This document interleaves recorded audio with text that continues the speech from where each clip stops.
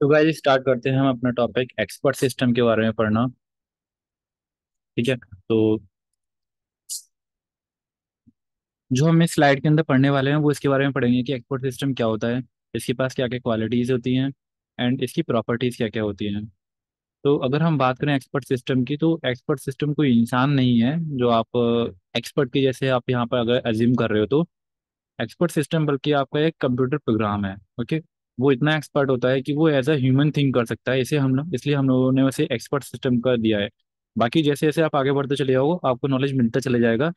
तो यहाँ मैंने डेफिनेशन से लिखा हुआ है यहाँ पर, एक्सपर्ट सिस्टम एक इंसान नहीं है, मतलब हम जैसा सोच रहे हैं वैसा नहीं है, लेकिन वो एक कंप्यूटर प्रोग्राम है। और हो सकता है कि वो प्रोग्राम खुद में और बहुत सारे प्रोग्राम्स या एल्गोरिदम्स को जो कंटेन करता हो, जिसके अंदर क्या होता है which contain the knowledge and some influence capability. Influence का मतलब क्या होता है, अनुमान लगा लेना। ओके। इन्फ्लुएंस कैपेबिलिटी होती है ऑफ एन एक्सपर्ट। मतलब एक्सपर्ट जानते हो, जैसे कोई आप साइकोलॉजी वाले पर्सन के पास जाना, वो पर्सन क्या होते हैं, इंसान को देखकर ही क्या करते हैं, पता लगा लेते हैं कि आप किस परेशानी में हैं, है ना। या फिर हमारे इंडिया में तो काफी ऐसे लोग हैं जो देखकर ही पता लगा लेते हैं। ठीक है, कि डॉक्टर है, जैसे कि अगर आपको बुखार आ रहा है तो इसका मतलब आपने कुछ ऐसे खाया होगा या फिर आपने बाजार से कुछ खा लिया होगा।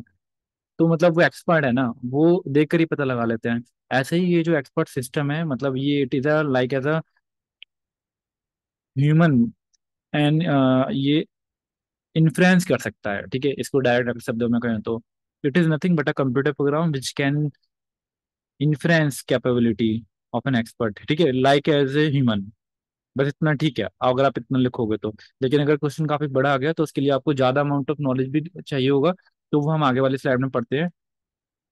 तो अब अगर बड़ा क्वेश्चन आ गया तो उसमें आप क्या लिखोगे, what is an expert system, it state some of its property. ठीक है, तो अब इसके बारे में क्या करेंगे। वैसे तो आप बुक में से कुछ ज़्यादा ही पढ़ लेना, उसमें उसके पास तो आपके पास मटेरियल काफ़ी इनफ है। लेकिन यहाँ पर मैं आपको सिर्फ इजी लैंग्वेज में नहीं हूँ, उस चीज़ को आसान करके समझाने की कोशिश करूंगा। यहाँ पर पॉइंट्स में दिया हुआ है मैंने यहाँ पर ये। तो सबसे पहली बात आपको ये पता होगी वो एज अ ह्यूमन थिंक कर सकता है ना, ह्यूमन से अच्छा तरीके से डिसीजन फास्ट ले सकता है हमें। तो फर्स्ट पॉइंट पढ़ो आप यहाँ पे, कंटेन द कैपेबिलिटी और to lead to some conclusion. मतलब किसी परिणाम पर, किसी कंक्लूजन पर जाने की उसके पास एक कैपेबिलिटी है ना। ऐसा नहीं है कि आपने उसके अंदर डेटा फीड कर दिया और वो उसको समझ भी नहीं पा रहा है। कुछ ना कुछ तो वो आप उसको आपको वो कंक्लूजन देगा, और वो अनुमान लगा कर देगा बेस्ड ऑन द इनपुट, जैसा आपने इनपुट प्रोवाइड किया है। ओके।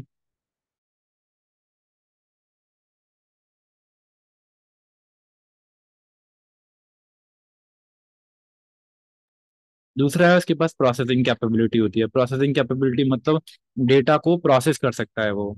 ऐसे नहीं है डेटा को प्रोसेस नहीं कर पा रहा, प्रोसेस करने का मतलब जानते हो ना आप, ये उसको फर्दर और सब डिवीजन प्रोसेस में ब्रेक करना, उनमें से क्या आउटपुट आ रहा है उसको दूसरे में यूज करना, प्रोसेस करना उसे कहते हैं। And it is a computer program that possesses और represent knowledge in a particular domain. Okay, यहाँ पर मैं आपको एक पॉइंट बता दूं, जो एक्सपर्ट सिस्टम होता है वो ऐसा नहीं है कि वो हर एक फील्ड में एक्सपर्ट होता है या आप दुनिया की से कोई भी प्रॉब्लम दे दो। जैसे हम ह्यूमन होते हैं, हम ह्यूमन लोग हर एक फील्ड में एक्सपर्ट नहीं होते। कारपेंटर है तो उसे कारपेंटर की अच्छी नॉलेज होगी, डॉक्टर है तो उसे डिजीजेज और दवाइयों की अच्छी नॉलेज होगी। एक डॉक्टर को अगर हम कारपेंटर का काम देंगे तो वो नहीं कर पाएगा। तो हर कोई अपने डोमेन में जो होता है एक्सपर्ट होता है। ऐसे ही एक्सपर्ट सिस्टम को नहीं है एक पार्टिकुलर डोमेन के लिए तैयार किया जाता है, तो वो उस पार्टिकुलर डोमेन की जो नॉलेज है उसका आउटपुट निकालने में वो डेफिनेटली सक्षम है। ओके, तब दे देगा। ऐसा नहीं है कि वो हर किसी का इन्फ्लुएंस कर सकता है। ओके, तो ये कंप्यूटर प्रोग्राम डेट पजेसे और रिप्रेजेंट, रिप्रेजेंट नॉलेज करता है एक पार्टिकुलर डोमेन में, हर किसी डोमेन में नहीं, पार्टिकुलर डोमेन के अंदर। और it must be able to assist a human expert in fast decision making. Assist का मतलब होता है हेल्प करना, तो ये इतना एबल तो होना चाहिए कि ये जो ह्यूमन है, ह्यूमन को हेल्प करने में हेल्प कर सके। Human expert, to assist a human expert in fast decision making, like as आप समझ सकते हो एज अ ह्यूमन ही वो इन्फ्लुएंस कर सकता है, बट ह्यूमन नहीं है वो। ओके, क्योंकि हम लोग तो अलग ही होते हैं। तो कंप्यूटर प्रोग्राम ही है। अब बात करते हैं प्रॉपर्टीज क्या होती है एक्सपर्ट सिस्टम की, मतलब वो जो अपने अंदर वो खूबियां जो कंटेन करता है। ये क्वेश्चन काफी बार आया हुआ है, इसके बारे में मैंने देखा था क्वेश्चन के बारे में, क्योंकि आपका जो क्वेश्चन आएगा वो काफी 10 मार्क्स के अंदर आएगा।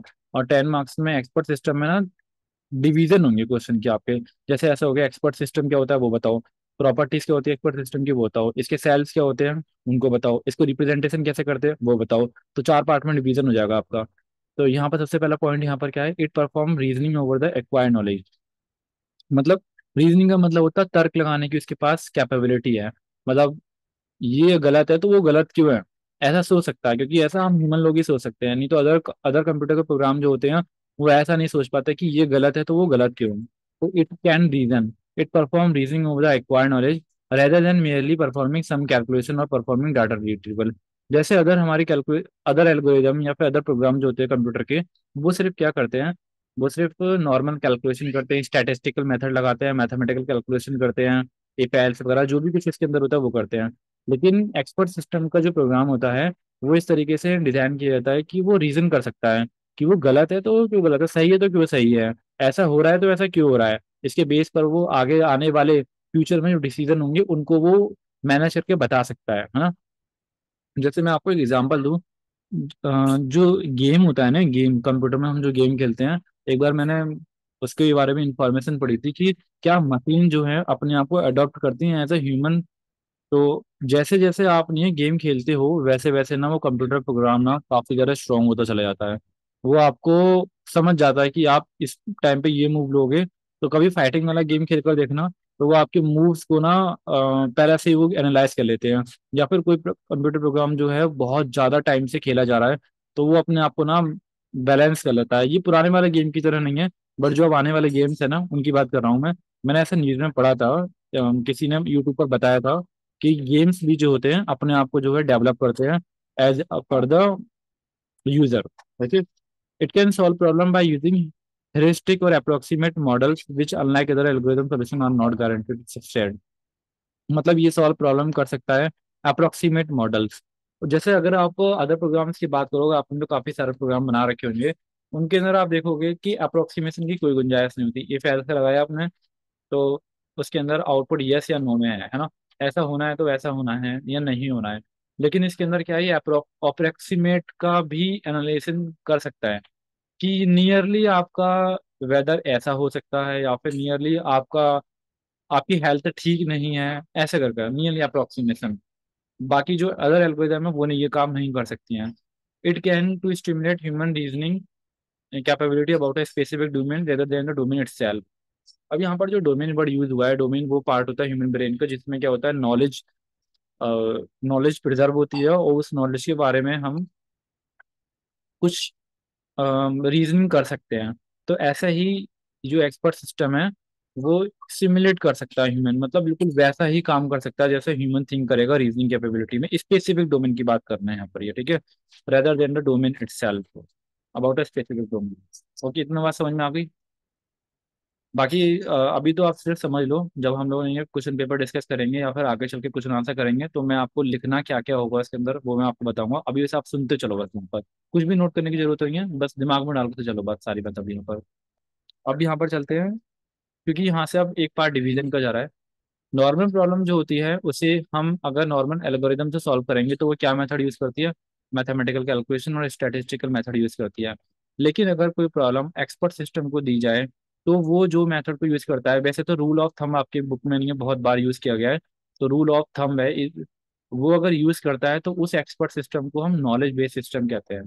ठीक है, एक्सपर्ट सिस्टम और नॉलेज बेस्ड सिस्टम दोनों एक दूसरे के सिनोनिमियस हैं, मतलब एक जैसे ही हैं। बस ये फर्क ये है कि अगर एक्सपर्ट सिस्टम कोई भी सिस्टम जो रूल ऑफ थंब या फिर as a expert influence system या फिर किसी पार्टिकुलर डोमेन में सिंबलिक रिप्रेजेंटेशन का यूज करके रूल ऑफ थंब यूज कर रहा है तो उसे हम नॉलेज बेस्ड सिस्टम कहते हैं। ठीक है, अब इससे आगे आने वाली वीडियोज में हम नॉलेज बेस्ड सिस्टम की स्कीम्स को उनको रिप्रेजेंट कैसे करते हैं वो सब कुछ मैं बताने वाला हूँ मैं आपको। तो मिलते हैं आपसे नेक्स्ट वीडियो में, इस वीडियो को यहीं तक ही रखते हैं।